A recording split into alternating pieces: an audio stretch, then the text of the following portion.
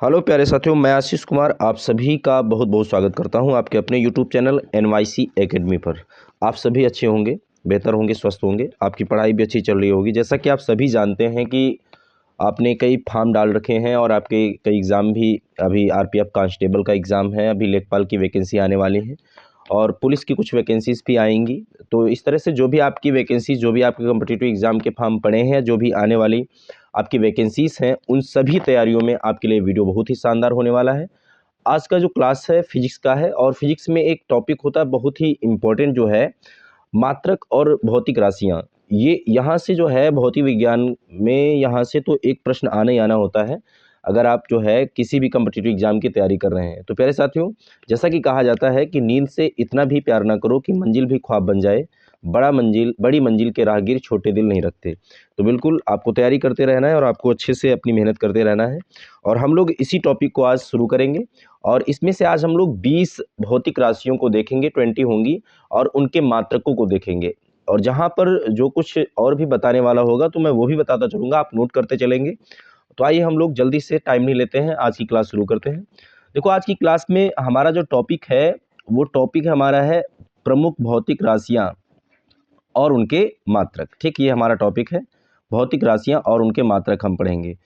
तो आज हम जो पढ़ने वाले हैं, मैं एक बार टॉपिक को लिख देता हूँ कि भौतिक राशियाँ जो हैं आपकी प्रमुख है। कई सारी मैं कराऊंगा, अभी तो ये एक वीडियो है, मैं छोटे छोटे वीडियोस के माध्यम से आपको पढ़ाऊंगा। ठीक है, तो छोटे छोटे वीडियोस के माध्यम से क्या रहेगा कि आपको दिक्कत भी नहीं होगी। 10-10 मिनट, 12-12 मिनट के वीडियो बना देंगे तो इससे आपको समझ में आ जाएगा। ठीक है, तो यहाँ पर भौतिक राशियाँ और उनके मात्रक आज की क्लास में हम डिस्कस करने वाले हैं। तो यहाँ पर सबसे पहली भौतिक राशि की बात करें, देखो विद्युत धारा जो है।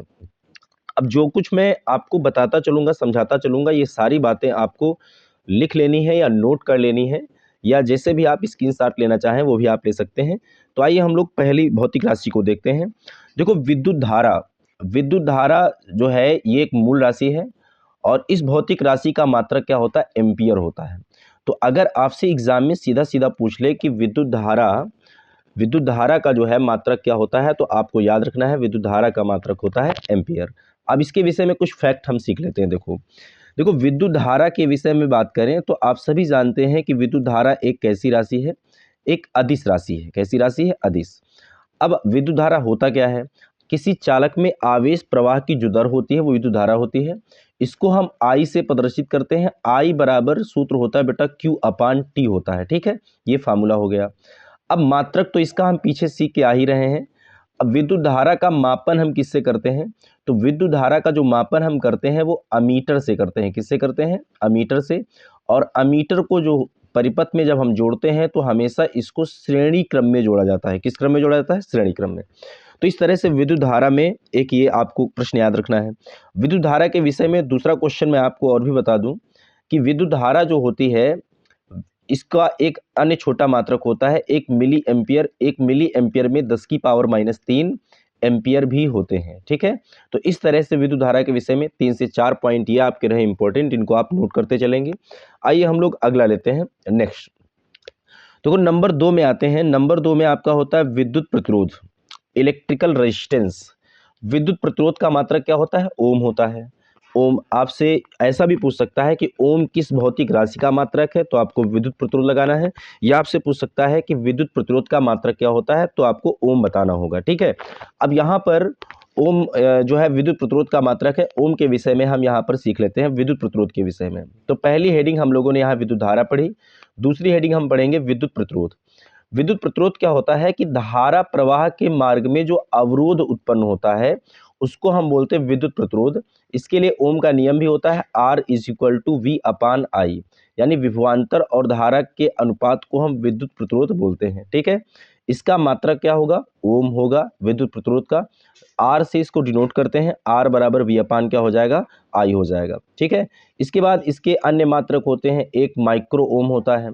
तो माइक्रो जो होता है इसमें 10⁻⁻6 होते हैं। इसमें 10⁻⁻6 ओम होते हैं। ओम को इस ओमेगा अक्षर से हम लोग प्रदर्शित करते हैं।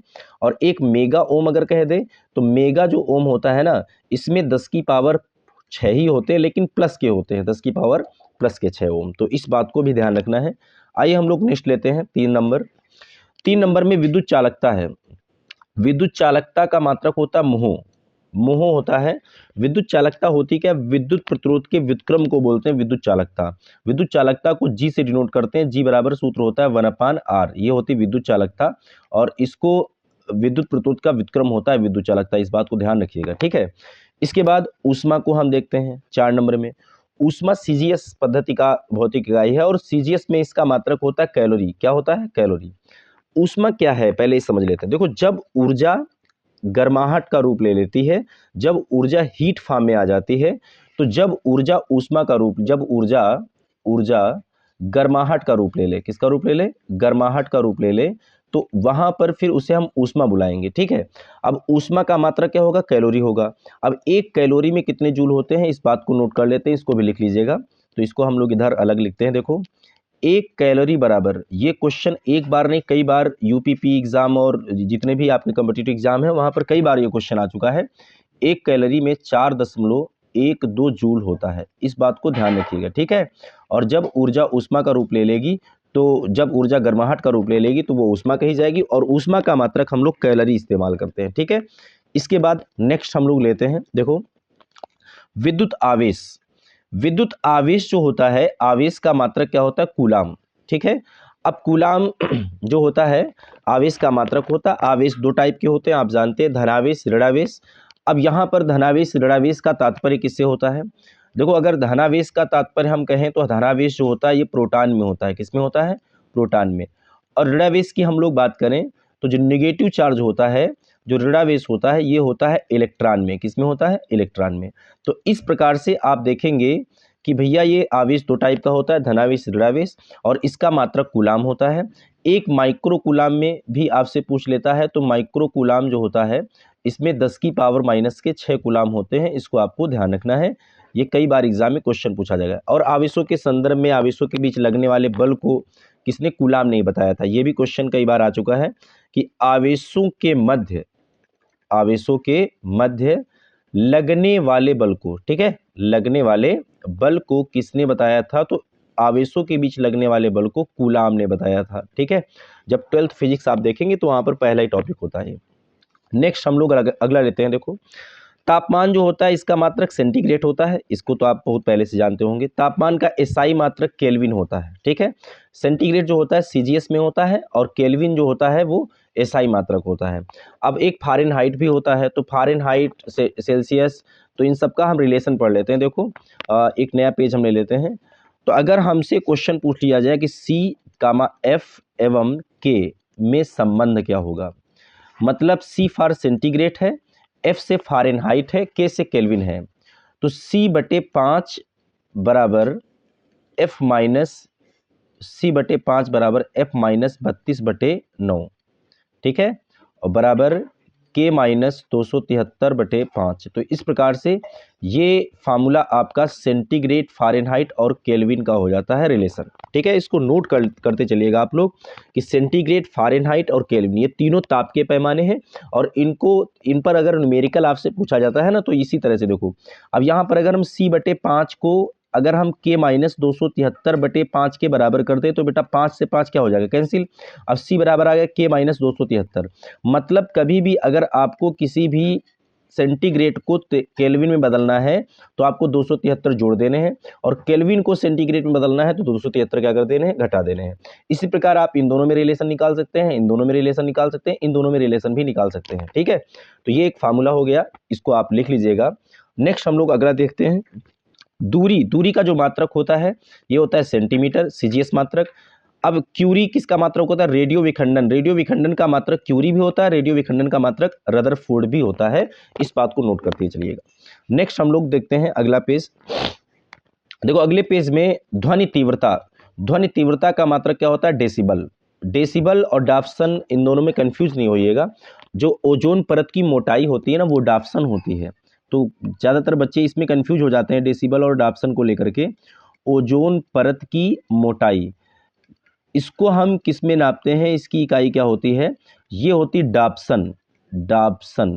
और डेसिबल अलग चीज़ है। डेसिबल ध्वनि की तीव्रता का मात्रक होता है, इस बात को याद रखिएगा, ठीक है। लेंस की क्षमता का मात्रक क्या होता है? डायोप्टर होता है। लेंस की क्षमता का मात्रक डायोप्टर, और एक मात्रक और भी होता है, मैंने अभी पिछली वीडियोस भी कुछ पढ़ाई हैं, वहाँ पर भी मैंने बता रखा है। देखो, लेंस की क्षमता का जो मात्रक होता है, डायोप्टर तो होता ही है, ये तो आपको रटना ही है। एक मात्रक इसका और भी होता है जिसको बोलते हैं प्रति मीटर। क्या बोलते हैं? प्रति मीटर। कभी कभी डायोप्टर की जगह ये आ जाता है और हम कंफ्यूज हो जाते हैं, नहीं लगा पाते हैं, ठीक है। बल का सीजीएस मात्रक आपसे पूछा जाए तो बल का सीजीएस मात्रक डाइन होता है। देखो, बल का एसआई मात्रक बेटे अगर आपसे पूछा जाए तो एसआई मात्रक जो बल का होगा वो होता है न्यूटन। अब डाइन होता है सीजीएस मात्रक, इसका मतलब डाइन छोटा है, न्यूटन बड़ा है। तो यहाँ पर रिलेशन भी पूछ लेते हैं कि आखिर कितना छोटा कितना बड़ा, न्यूटन से डाइन।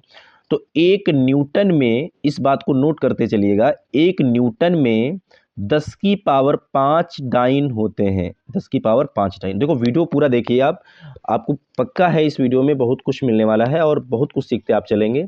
तो एक न्यूटन में 10 की पावर 5 डाइन होते हैं, इस बात को नोट करते चलेगा। ये भी क्वेश्चन बहुत इंपॉर्टेंट है, एग्जाम में कई बार ये पूछा गया है, ठीक है। फिर ऊर्जा का मात्रक हम देखें तो ऊर्जा का मात्रक अर्ग भी होता है, देखो जूल भी होता है। तो एक अर्ग और जूल, तो अगर हम यहाँ पर बात करें तो एक जूल में कितने अर्ग होते हैं? तो एक जूल में 10 की पावर 7 अर्ग होते हैं। अर्ग सीजीएस मात्रक होता है, तो अर्ग छोटा होता है, जूल बड़ा होता है। ये भी क्वेश्चन एक बार नहीं कई बार एग्जाम में आया है, आप इसको जो है जरूर पढ़ लेंगे। इसके बाद हम लोग बात करें बल का, वही बात देखो, ये तो नीचे लिखा ही है, मैं बता चुका हूँ, न्यूटन होता है। नाभिकीय ऊर्जा का मात्रक क्या होता है? इलेक्ट्रॉन वोल्ट होता है।